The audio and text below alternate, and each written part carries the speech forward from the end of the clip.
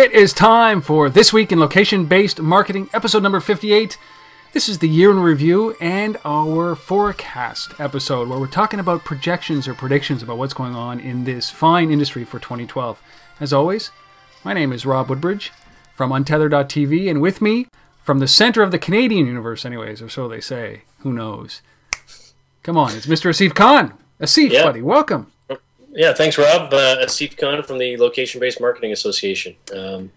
Yeah, it's going to be a great show. I think we got a lot to cover as we kind of wrap up the year and look to the future. So, yeah, you know, what a year it was. I certainly didn't expect it to certainly dominate the way that it did. But location everywhere, location is dial tone. We talk about this all the time. But really, there was some significant movement over the last 12 months, and there's going to be even more in the next 12 months as this industry kind of went through this massive kind of upheaval, and I think 2012 becomes the settling year, at least settling and setting the stage for new innovation for 2013.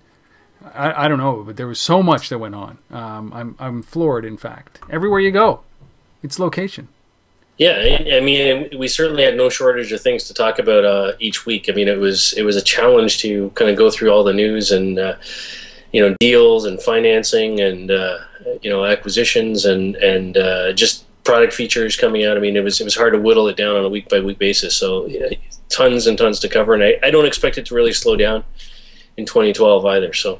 What was the most significant thing for you when you look back and you think, 2011 is going to be remembered for this? What was it? What sticks out? I think for me, when you look at, I mean, there were certainly a lot of big deals and some interesting mergers, and we saw quickly the acquisition of Place Punch by Silver Pop. We saw Gowalla get snapped up just at the end of the year here by Facebook. We saw Where one of the pioneers in location go to eBay. So I think there was a lot of big activity, but for me, the biggest story of the year is watching the path of Groupon. We saw right at the beginning of the year, Groupon went and did their acquisition deal, which was to acquire Whirl. Yep. And I actually thought that was a good move for them. I thought, Groupon sort of understood that they couldn't just be a standard daily deal company. That going into a location-based mode, and they did announce a Groupon now, but we never really saw any real integration or feature set come out of the Whirl acquisition and get embedded into Groupon. And so for me, that's a failure, on their part. I don't know if that's part of the plan for 2012, but it seems like it's taking a long time to kind of bring the good of the Whirl product into Groupon. So that was one for me. The second is as they kind of continued on the path, later in the year we saw the big offer from Google for $6 billion to acquire the company, and the for whatever reason they said no. They felt they could do it better. And, I think that really it certainly shocked me. I think it shocked everybody in the industry to, first of all, to see that they would get a $6 billion offer for a company that was, a year and a half old. But to then turn around and say, no, we think we can do better than that, was a big shocker for me. So, fast forward another few months, they go and they do an IPO on the public markets. Again, with a good valuation, nowhere near $6 billion, but good valuation, had good traction on day one. And then what happens, as a lot of the IPOs we've seen, the stock tanks, and they're worth a lot less than they thought they were. So net of it is I think Groupon's going to survive. I think they're going to be a player in the long term. I think they're going to be profitable by the end of 2012. But that's, for me, the big story is just to watch that path. And they just actually yesterday announced the acquisition of another company called Campfire, which I think is an interesting move. Campfire is a company that it hasn't even really launched yet, is sort of still in beta mode, is a kind of glorified group messaging type of platform company, similar to what, the Beluga acquisition by Facebook. So what we're seeing is the big guys, Groupon being one of them, Facebook being another. They're kind of all consolidating around acquiring different pieces of the puzzle.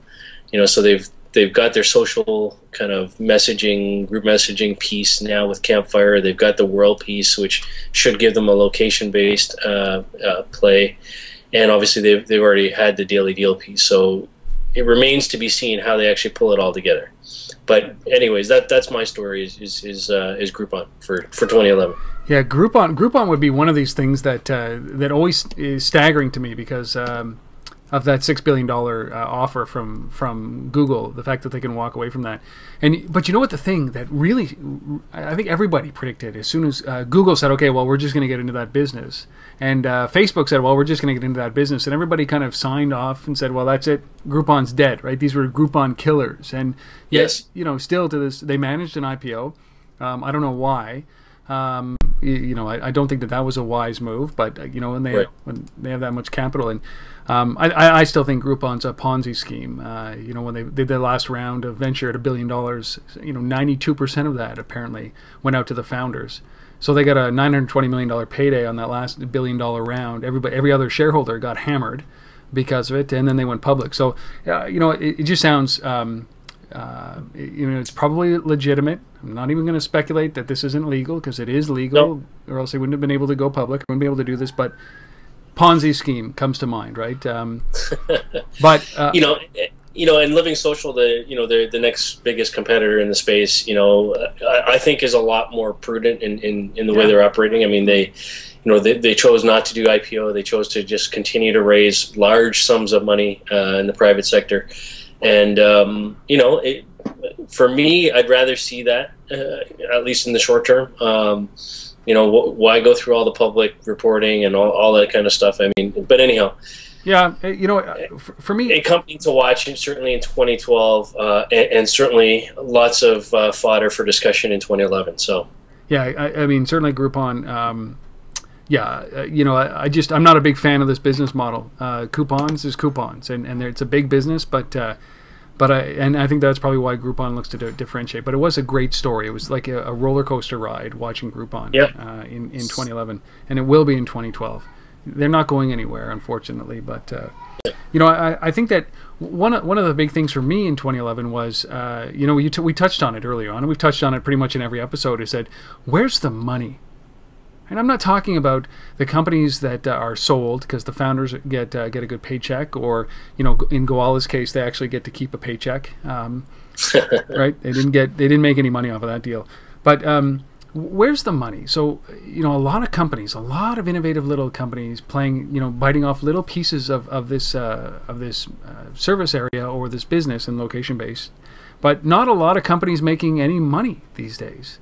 A lot of them are floating around it. And I think that was the big trend for me in 2011 was this had better be a precursor to a lot of companies making money in 2012, where there's going to be some serious carnage happening going in this space. A lot of, not consolidation, like a lot of down the drain, a lot of money going down the drain, a lot of talent going down the drain, a lot of companies disappearing. And I think that that's one of the things. 2011, man, nobody was focused on revenue. Everybody we talked to was focused on curating their user base, on creating a beautiful UI, an experience. And then when I asked, or when you asked, or anybody asked about revenue, they said, well, you know what, we haven't quite figured that out, or we'll figure that out later. And the reality is that those coffers, the guys that are putting a lot of money into these companies today, the VCs and the angels, even Living Social or Groupon, these guys have got massive amounts of money, at some point have to have a model that generates a dollar more than they spend, or else they're going to go out of business, right?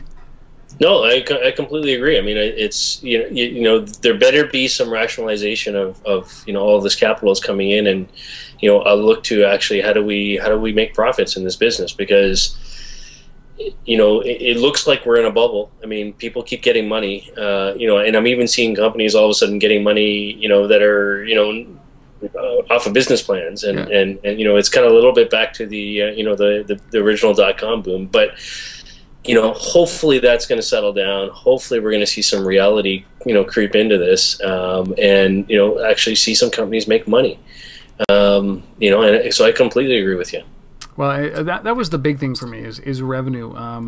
And if they don't find a way to make that money, and quite frankly, I don't know if a location service alone can make money. And that's one of the things that we started to see is that big companies like Facebook getting into this and saying, okay, Facebook, when they got into Facebook Places, the talk was that was a Foursquare killer. Well, it didn't kill Foursquare. In fact, Facebook killed that service, right? So they're looking at it, or they elevated that service. And that's another big thing that happened is that Facebook is about to get very serious. And I think 2011 was we're getting serious about mobile year, and it's going to escalate into 2012. But when you start to see people or companies as big as Facebook and Google starting to use location, just embedding it in, and it eats a lot of that. A lot of these little companies that have services that are should be part of a much bigger product, but are standalone companies, and those aren't going to work either. So, revenue. Yeah, a lot of the little guys, I agree. It's time to kind of wake up and say, are we a feature of something bigger, or are we actually a product, a company that can survive on its own? So, I think we're going to see a lot more of this little, the little guys getting eaten up by the big guys. How, like a bot, or do you think that? Because a lot of little guys got bought, a lot of consolidation. You're going to see both. I think you're going to see continued consolidation, but I think you're also going to see big guys just start to roll out features that do actually put some of these little guys out of business. Yeah. One of the other things that I noticed in 2011 was that that I don't know if this was a layover from the web days or not, but what ended up happening very clearly with this was the kind of global dream of a lot of these companies, right? So that they would roll out across the U.S. or across Canada or around the world, and it's interesting because part of the beauty of mobile is the hyper-local nature of this, right? Especially location, hyper-local. And yet people were still trying to build out, not just neighboring neighborhoods, but neighboring cities, states, and countries. They wanted to roll these services out. And I think that was a big thing that happened, is that people realized that in order for a product to work, a location-based product to work, there has to be density, right? You have to have enough people using it in one location to make it valuable. And having 3 people, like we're up in Canada, and I'm in Ottawa, so I could be the only one that's using LocalMind, right? I could be the only guy in Ottawa that's using LocalMind. There's no value in Ottawa to use LocalMind. Maybe that's growing, but I like companies that like GetAround, for example, a location-based car sharing company that said, "Listen, no, we're gonna build this in San Francisco first, high density," and I think that's really what people are started to realize midway through the year and on forward, is that this is only available in these 2 cities because of that. And I know that Seth's company, Scavenger, did this with Level Up, right? Focus, concentrated. And I think that's we saw the first half of the year really focusing on going global, and big companies like that. In the second half of the year, just saying, listen, no, we're going to focus hyper-local so that we can hit these location-based marketing and it can be effective. Yeah, and I think the other aspect of that is with some of the consolidation that we did see, especially in the sort of the daily deal space, a lot of the acquisitions were really around acquiring hyper-local companies. Guys who were a daily deal service only available in New York or only in Chicago or only in LA or wherever. Were getting picked up by some of the big guys just to so that they could expand their geographic footprint. But they already had traction in one particular area or city. So, what else did you see? Was there anything else that kind of struck you in 2011? I mean, we talk a lot about. I just went back and I looked through the archives. We talked a lot about Seth and Scavenger. We talked a lot about Gowalla. We talked a lot about Foursquare. But I don't know if there was anything that really jumped out that was an overarching trend in 2011. I think the one thing that that I'll draw out is the Foursquare radar feature that got launched, just in the latter half of the year, and maybe as a broader story, iOS 5's ability to kind of do location, sort of native to the device itself, from an OS perspective, I think is a big thing, and I think that we're going to see that across all devices. I think we're going to see, this push notification capability, that Foursquare took advantage of, in launching their radar. I think we're going to see more and more of that in the new year. But as far as 2011 is concerned, for me that was the best implementation of the capability that comes with it. So yeah, I'd agree. And was there any company that you were surprised at in 2011 that you became a fan of, or that you started the year liking it with huge high hopes, that at the end of the year you look back and think, oh man, what was I thinking? Or yay, they succeeded. I think one company that I really that came out this year, and I sort of have some high hopes for, is Sonar. Again, I'm a guy who spends, as we've talked about on this show, a lot of time on the road, a lot of time at conferences.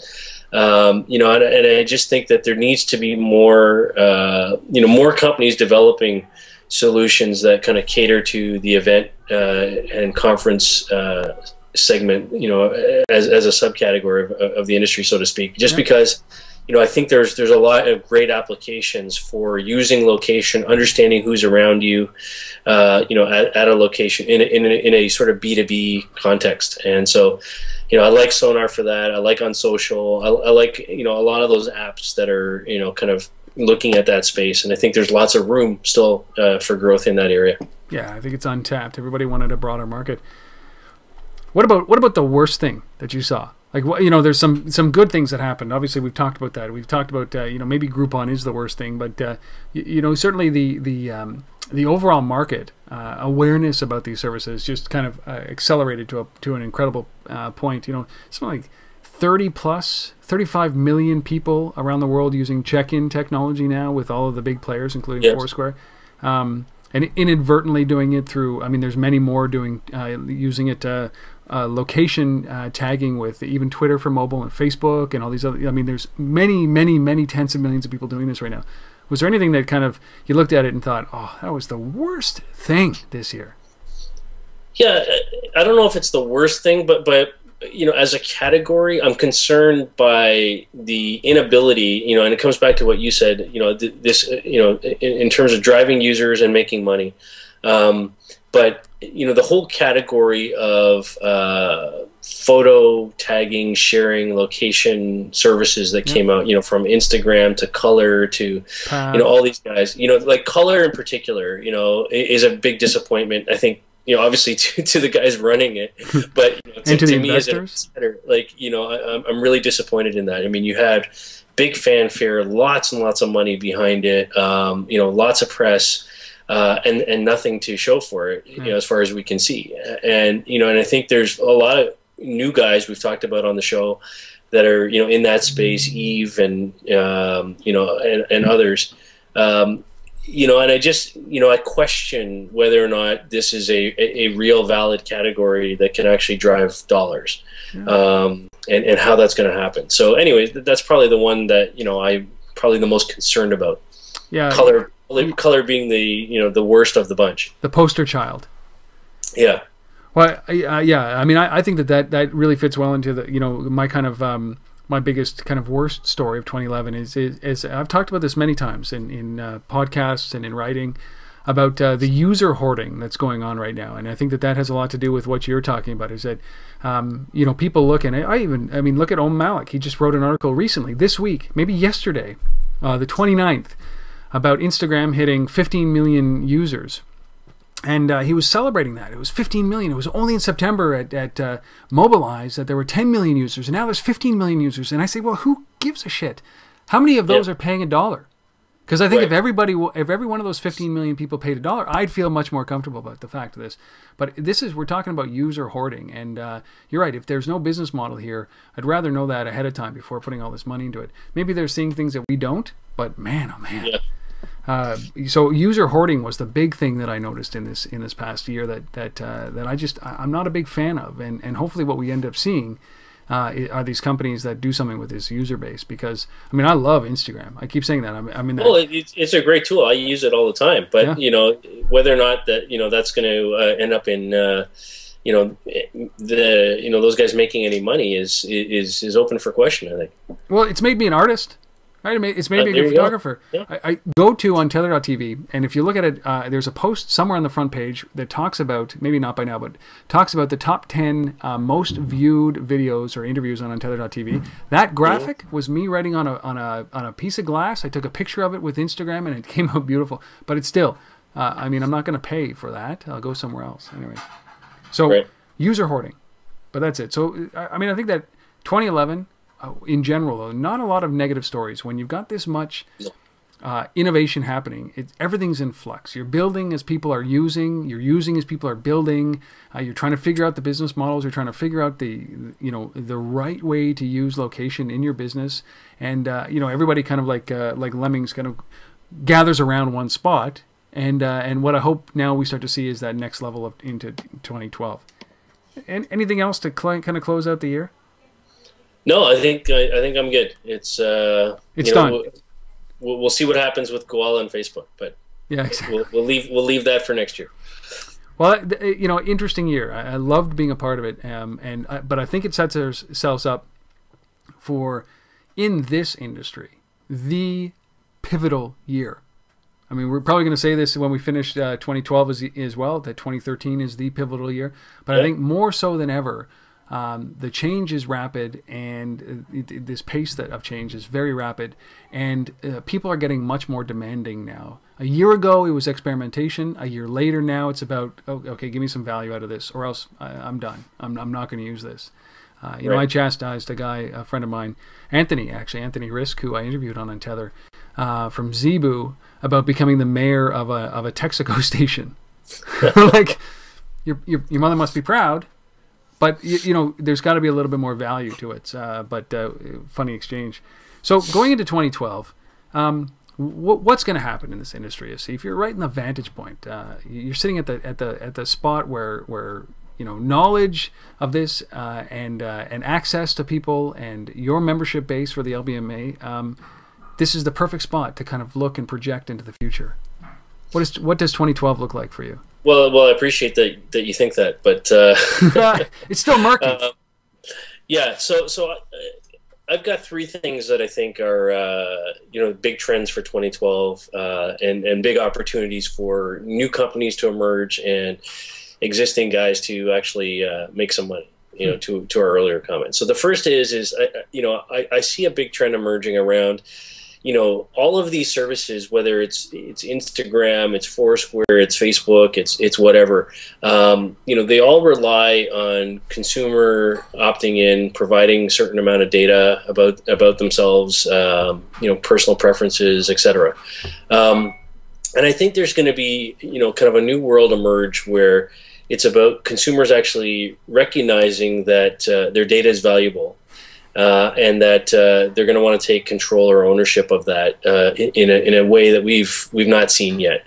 And there's some new startups emerging. There's a company called Personal. There's another company called Singly, and this is the concept of what we call a data locker. And so I'll describe it as this. It's kind of like all of the online dating stuff that we've seen over the years where, if I'm, in the market, I go on there, I create a profile, I load it up with all my stuff, and then you find me matches. And I think we're going to see that happen between consumers basically saying, okay, here's my data, here's what I'm prepared to load up and share. And then brands and those that are interested in talking to me and marketing to me are actually going to go in there and connect with me, but there's a price, and I actually may get compensated as a consumer for brands talking to me. And I think this is a new world, and I think it lends itself very nicely to some of the discussions that are going on in the U.S. in particular around privacy laws and data privacy in particular. So I think we're going to see a world effectively of the consumer being empowered to have some control over their data and maybe even get paid for it. Well, I love that. I love that concept. I mean, if you even just explore that a second ago, like Jeff Jarvis talked about, he's a journalism professor at NYU and author and co-host of This Week in Google on the Twit network, and obviously just a mind. And he talks about rewarding existing customers, and he's talking about this around the journalist side, around the paywall sides. that newspapers are looking at. It said, like, reward people for returning. Don't penalize your best readers or your best users. And I think that that's what you're talking about as well. The same thing is that if you want me to participate in something, reward me for participating. I'll pay you. I'll come into your store. I'll buy stuff from you, but reward me with something that shows that you actually, whether it's through pay, discounts suck. But there's got to be that give or take from the person who's actually participating in this. You and I, the consumer. And if there's not, then we're not going to have any of that. Yeah, no, and so anyways, I think that's a big thing. And it's not that the concept is completely new and foreign. I mean, there's companies, great little company I worked with, maybe about 4 or 5 years ago now, in the Boston area called Communispace, which basically creates, private communities for brands to go and engage with consumers around testing marketing concepts. And, they got a new ad, that they want to get feedback on. It's kind of like modern day focus groups, with, closed network communities. And consumers getting rewarded for their time, in that framework. And so what I'm talking about is something that's, much more framework and structure around it, more around consumers, getting deals and data, kind of exchanging those two things in a controlled framework, where they actually get, direct compensation. So, I want the deals, but here's the deals I want. Here are the categories I care about. Here's the actual brands that I'm interested in. And if those brands want to talk to me, well, okay, for every time, they communicate with me, I get $1 or whatever. And so I think that's something that, could happen and will happen. So I'd love to see that happen. And I think that there's a good business model in there for somebody. I had, as a corollary to that, I did have, one of my big things for 2012 is that it's all about data. The service is a conduit to the data, and the data is something that's going to become of greater value as more people use this. I don't look at Foursquare as a check-in company. I don't look at any of these guys as anything other than a whole mess of data. And that data, as everybody knows, when you wrap a great analytics framework around that, you have gold. And I think that that's what people are fighting for. And I think 2012 is going to be that year. So along the same line is that, you've got to use that data. Don't exploit it, but you've got to use that data for good. And that's where all the value is, in that data. For sure. All right, number two. So the second thing for me is kind of the continued growth of gamification concepts, but explored through augmented reality. I think we're going to see a lot more augmented reality in 2012. Gold Run and companies like that are going to really grow. But I also think it's not just pure augmented reality. We're going to see the combination of physical world and augmented world kind of get mashed up together, and in particular around location-based gaming. So I'll give you a couple quick examples. So we talked a while ago on the show about Angry Birds and Rovio and what they've been doing in terms of taking that from just a game that you played on your iPad or iPhone or whatever, into partnering with retailers and creating magic places that you can go to unlock and actually play the game in those physical locations. And unlock new levels of the game. So I think we're going to see a lot more of that. And I think in general, when you look at games on the mobile platform, and you look at how they make money today, usually you have the free version of the game, and then you have the paid version of the game, which maybe 1 or 2% of the total user base actually pays. And these guys understand they need to find ways to increase those numbers and get the percentages up a lot higher and get actually start making some real money. And I think the way to do that is to actually start partnering with physical retail locations and actually continue like in a Rovio type of model. Yeah, okay, fine. You want to get that that magic axe or whatever, which normally is a virtual goods type of item that you pay for. Well, guess what? You can pay for it, or you can get it for free if you go to Starbucks and you check in over here. While you're in the Starbucks, you can unlock this, and Starbucks is actually paying the gaming company to do that. And I think we're going to see a lot more of that kind of mashing up of physical world and gaming world. And I think augmented reality will play a role in that as well. So for me, that's kind of trend number 2. That's pretty cool. I love it. And it's going to go beyond games, right? We could do this with entertainment. You can do this with, yes. You know, we talked about Billy Ray Cyrus and you know, bringing new content to a television show and augmenting that content with you know, checking into the television show or the movie and then downloading a video or something like that. You can see that Starbucks doing the same thing around their relationships in the recording industry as well, not just the games. That's pretty cool. Yeah, you're going to see a lot in the music space. I expect Pandora is going to be, you know, big in this space. I mean, they're already doing a lot of testing right now, you know, as far as location-based delivery of ads into their network. But I think, you know, they're a logical play between, you know, the music industry and physical locations as well in terms of actually delivering content or sponsoring content or whatever it may be. So I think that for me, that's a big trend. Anyways. It just, you know, I hear this, Asif, and I just think, oh man, we are just scraping the surface of what is about to happen in this industry, and we don't even know, because every time you poke your head up and you look around and you think, wow, you know, wouldn't it be cool if it could do that? It unearths this incredible amount of additional opportunity and innovation that's about to happen. So this is just one of those pieces. Very cool. What about number 3? So number 3 is just a quick little comment on some deals or company things I think are going to happen in 2012. Nice. All right. So first is I think we're going to see the death of Patch. I think AOL is going to finally realize that they're just wasting a lot of money, and it's not really happening like they thought it was going to happen. So I think Patch is going to be gone in the first 6 months of the year. Second is I think Scavenger is going to continue to do really, really well. And I think what will end up happening is we'll see it brought in-house by Google.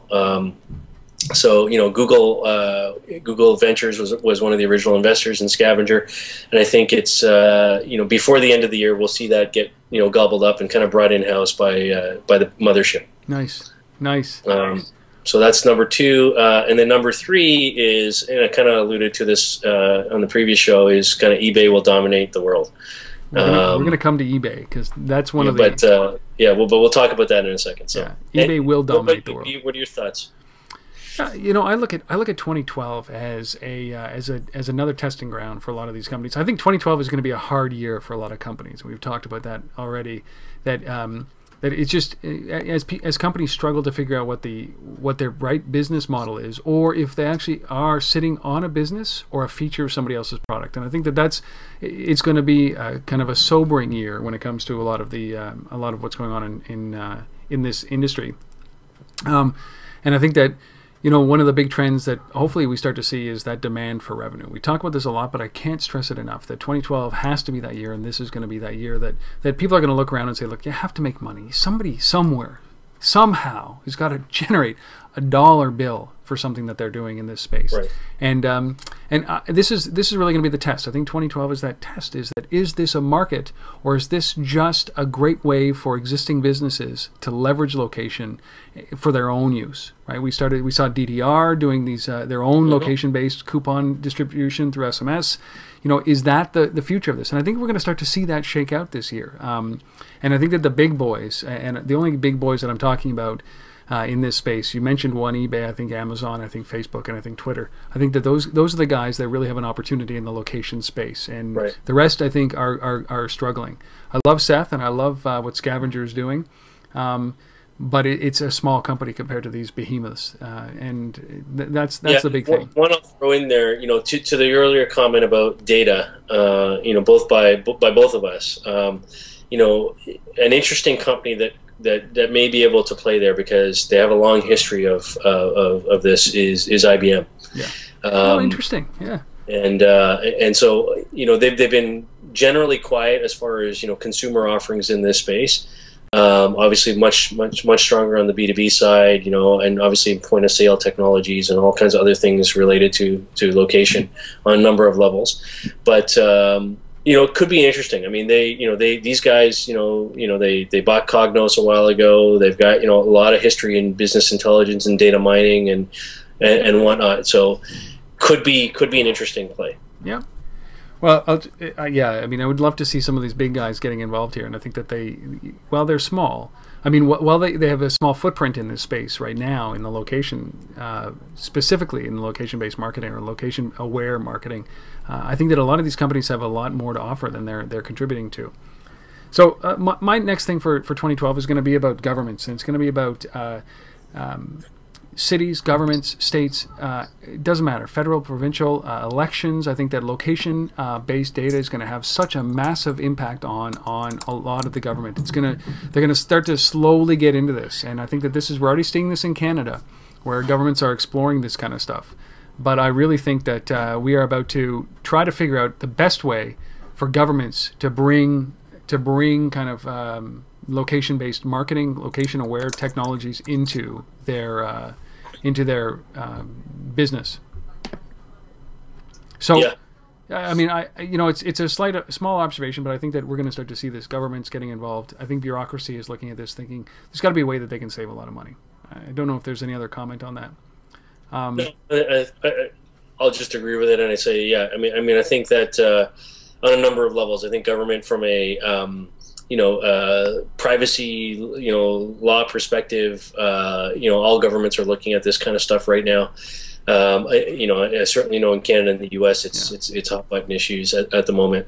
But I think just in terms of delivering government services and content and engaging consumers, we're going to see a lot. And the last comment, really quickly on that, is obviously one of the big things in 2012 as far as location is concerned is the U.S. election.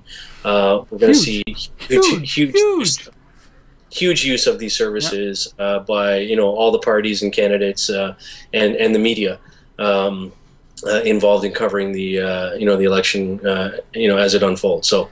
Yeah, this is exit polling on steroids to me. You get a better grip, and I don't know how they're going to keep anything quiet, right? Because that's what they do. They don't start pushing out results until all the polls have closed, because they don't want you to influence your decision. But this really, certainly the internet democratized democracy, and this is going to actually be able to help influence the decisions even more. When somebody starts steamrolling, certainly location-based anything is going to accelerate it. And I can't wait to watch this. So that's a big thing in 2012. We're going to cover a lot of that throughout the episodes that we do. Yes. I mentioned the second thing that I wanted to kind of bring up, which was I think that 2012 is going to be the year of shrinkage. Terrible word. But not about company size or investment, and I think that that's going to still be there. But what I'm talking about is focus, and it's going to be that people are focused really on high-density areas, and that's great for cities like New York, for Austin, around South by Southwest, for any in the Bay Area, San Francisco, Silicon Valley, even Toronto maybe. Not so good. Boston, not so good for the smaller cities, the outliers, the guys that are that don't have enough density to warrant these services, because I think that they've got a proving ground here, especially when it comes to getting these services rolled out. And I think that instead of focusing on a global level, companies are going to focus really on a hyper local level. And we've alluded to it many times in the show before that hyper local is not bad, especially if a big company like a Groupon, like a Facebook, is looking to get into that space, in that niche that you are sitting in. So there's exit opportunities there. But I think we're going to see a lot of consolidation, a lot of smaller focus, smaller plays, neighborhoods down to city blocks, those kind of things around the service. And I think that that's where people will start to make money, at that level, and be able to expand from there. I like it. Yeah. The third thing, here's my bold prediction for the year. I think that because of the way that we use these devices every day, because of what a lot of companies like Amazon and Apple are doing, I think Google is going to suffer immeasurably when it comes to local search. I think that they own it right now. They have these relationships on all these devices. They have the dominant operating system on mobile devices.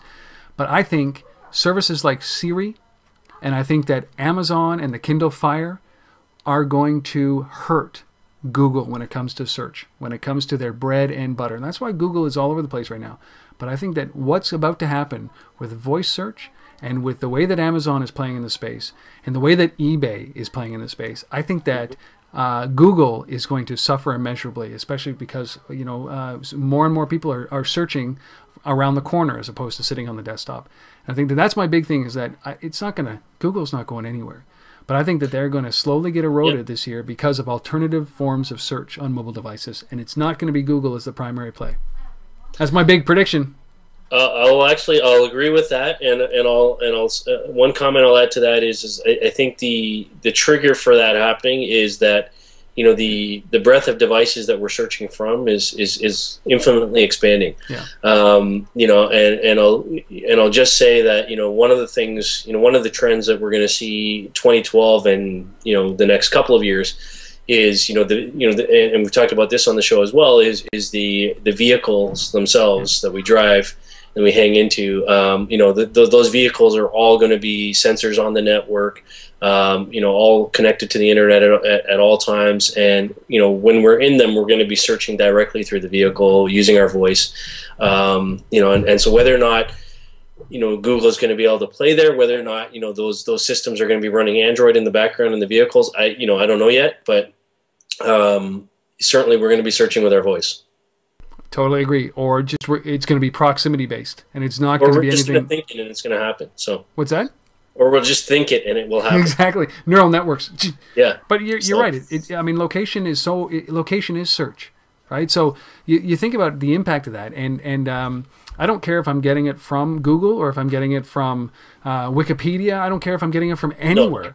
No. I just want the results. And as I'm driving, and you see this on a GPS, it knows where every Denny's is just because of proximity. So when you start to add that kind of proximity into everything that we carry, everything that we do, everything that we drive, all of a sudden the act of search changes. And I think that's what's really going to hurt Google in this spot, because they're scrambling right now. And Siri, I think, is one of those big things. Ford Sync, powered by Bing, is another big thing, right? So when you start to see that, man, Google, as much as it is a vaunted big company, their bread and butter is still advertising dollars, display ads. Sure. So that's my big prediction. So we've each got two companies that we think that we have to watch in 2012 because they are going to smoke the rest. Right? I don't think that it'll be a surprise of who we chose. No, for me, I've said it a number of times now. It's the company that's going to dominate is going to be eBay, and I said it, on a blog post I wrote recently for Street Fight, and I touched on it last week on the show, and I'm going to say it again. I think it's just when you look at where eBay's been for the last number of years and the power of PayPal, and so far on this entire episode, up until now, we have not yet mentioned the word payments. No. I honestly don't think payments is going to be a huge thing in 2012, because I think that NFC, while there will be a lot of experimenting going on in 2012, I just don't think we're ready for it yet. No. From a consumer perspective, I just don't think we're there yet. I don't think the retailers are ready to go, full bore into it yet. I think it's going to take time. And I'm one of the guys that says NFC is going to be great and wonderful, and it's going to do a lot of wonderful things, but we're just not there yet. And so in the interim, what does that mean? It means that there's still going to be mobile payments happening, and they're going to be happening over, PayPal. They're going to be happening over Mazuma, which is a great little company here in Canada that's trying to compete in that space. They're going to be happening, with a lot of other sort of payment technologies that are linked to credit cards and other things. Carrier billing, and a lot of other ways before we get to payments over NFC. Where NFC is going to play in the short term is using it to do non-payment transaction type technologies, right? So we're going to see NFC, be used for, tap to check in, tap to unlock your hotel room, instead of getting a key. We might see some things like that. We're going to see, tap to, bump effectively and share, contact information, via NFC. So I think we're going to see a lot of those kinds of things before we see it actually take off for payments. But again, back to eBay, I think eBay is, with PayPal is well positioned for that. I think, all of the acquisitions they've made over the last 24 months, Red Laser, for scanning barcodes and getting content about a product, Milo for real-time product inventory, the Ware acquisition for, location based data and deal delivery and optimization. When all that gets rolled together, which it hasn't happened yet, and they just, announced recently that they're going into the mobile couponing space. When all of that rolls out, which I think will be before the summer, we're going to start to see, some big consolidation of the tools internally inside of eBay and PayPal, and some sort of new product offering in the market, probably around March, April timeframe. I think they're going to dominate, and they're going to have a big piece of this pie. It's pretty amazing, right? Another one of these companies left for dead. The thought that this was a company that would just not exist anymore, and they've been putting these pieces together, and certainly PayPal is the biggest one right now because of what they're able to do, the relationships that they have with the merchants, the relationships, online merchants, and moving into real life, terrestrial merchants, and then also the relationships with carriers as a facilitator of transactions. Forget about 2 years from now, 3 years from now with NFC bump to pay. Talk about now. Right, these guys are taking payments $4 billion in mobile transactions in 2011 almost. They're doing it now. No wait. No enticement. You don't have to spend spend $1 and get 10 in bonus bucks like Scavenger right now is doing. Their people are buying through PayPal right now, and I think that's a big thing. At South by Southwest last year, we saw tabbed out, being used all over the place. Open table, all these kinds of things. In terms of transactions happening through a mobile device, through PayPal, and you're going to see more and more of that. The other thing that just popped into my mind is the one piece that they probably don't have in the in the barn at the moment is kind of a group messaging piece like everybody else has been acquiring. So and I'm not sure how they go about doing that, but one company that I could see getting picked up by somebody this year is Glimpse. And that's a company that I still think has one of the best products out in the marketplace in terms of design, UX. And functionality, and their tagline, is great. I think it's like something like "share your wear" or something like that. It's I could expect somebody like that getting picked up. Yeah, I don't know if maybe that is the missing piece, but it'll be really interesting watching eBay putting this all together. And by the way, don't forget that they're also an auction house, right? So the coupons fit exceptionally well in what they're doing, and they were the first company, one of the first companies to make a lot of money off of excess inventory, right? And setting up stores, branded stores for companies who had excess inventory. And I think that poised to do exceptional things, and certainly I think that there may be a missing piece right now, which is actually on device. And how they transcend that. How do they get on my iPhone? How does eBay entice me to install something that gets me on the iPhone? And just to take that thought one step out is, when you think about excess inventory, one of the biggest places that we see excess inventory in a different context is the number of unused gift cards that are in the marketplace today.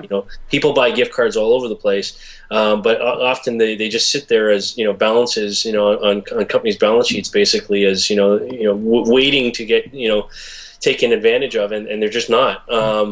And you could potentially see that happening in the daily deal space as well. Where I just buy stuff because it looks good, but I don't actually go and redeem them or use those deals. Potentially, eBay could play a role in a marketplace for swapping unused gift cards, unused daily deals, and having people realize value from that as well. Well, I think that's certainly something that we can start to see. I think the world is open to eBay right now, and it's just a matter of what they do in this space, and I think that they bought the right companies, which is interesting. When I look forward into 2012, and I think of a company, I have got to get behind Jeff Bezos, and I think I'm not president because I met a lot of rabid, fans of what Bezos has done with Amazon, but I look at this and I think this guy is going to be one of the guys that my kids read about in business books because he's he's disrupting everything that he touches, right? He's disrupted the book industry to the point where some of the biggest bricks and mortar companies are gone as a result of what he's done. There are more ebooks being sold, digital versions of books being sold than paper books. And what he's done with the Kindle and the Kindle Fire is he has recreated the retail window, the store window. Right? It's what he's done is brilliant, and Bezos is a legend in business, and we know that, and he's going to be somebody that we study and try to figure out how his brain works. He's up there with, in my mind, like Jobs by far, right? And some of the other guys like Richard Branson, right? These guys that just, I mean, he's taking passengers to space. That takes big balls, right? And so Bezos and what he's done with Amazon is incredible, especially when it comes to the impact that he's had on price, as a result of location-based scanning, checking to see what you can get that same product in a Best Buy on Amazon. It's been a slow, methodical grind what he's done over the last 12 years, but it's come to this point now where location and shopping and awareness and price-conscious consumer have all consolidated in one spot. And where is that? Right in Amazon's sweet spot, and it's all around location. And I think that Amazon is going to kick it this year like nobody's ever seen before. It is going to be, not by the end of this year, but certainly by the end of maybe 2013, 2014, if they just continue down this trajectory, the most valuable company on the planet. And Bezos is going to be revered as certainly a legend. I like it. Amazon, for me, 2012, their year. Nobody can compete with these guys, not even Walmart. For me, my bet is on that. And I could even see, not in 2012, but how's this? Amazon buying Walmart.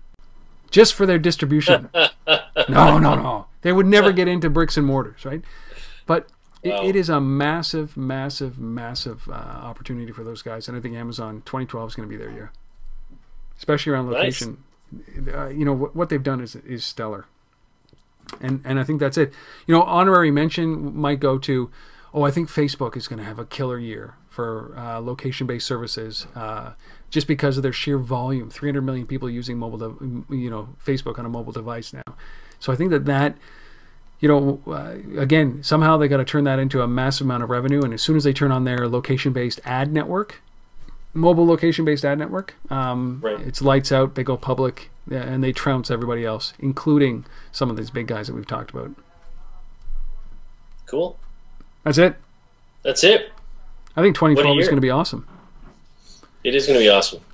And one quick little shout out actually to another company that I think will be doing some pretty big things. Is hyper local, but global. Is Uber. Watch for those guys. If you don't even know who they are, just go look up Uber, Uber. Because they actually make money. They do, and they do it well. Yeah. I mean, growing pains obviously everywhere, but I think that, but I do think that what comes out of this is that it's a perfect example of excess capacity, excess inventory, using mobile to diffuse that, and that's why I love companies like GigWalk. I love companies like Zarly. These guys are the future of this, because they have found a way to turn your time into more money, and that's really a motivating factor in a lot of these things. Excellent. Yeah, and I got a tweet from Graham Hine, who I agree with one of these things, is that I put it out there, said this is what we're talking about, any ideas around the future of location-based marketing, and he just wrote, Graham, I really appreciate you sending this. It's real monetization will focus on delivering compelling offers instead of discounts, and I hope that's what we start to see, is real compelling offers. Stop the Me Too, the lemming-like activity that we've seen in 2011. Don't just offer discounts and coupons. Start treating the consumer, your customer, with a little integrity, a little respect, and realize that we're not cheap, we can't be bought. And if you want my business as a consumer, start engaging with me a little bit deeper and use these technologies to do that. Because if you don't, screw you, I'll find somebody else. Because if it is about price, there's a lot of guys out there doing what you're doing. I'll just go to one of those.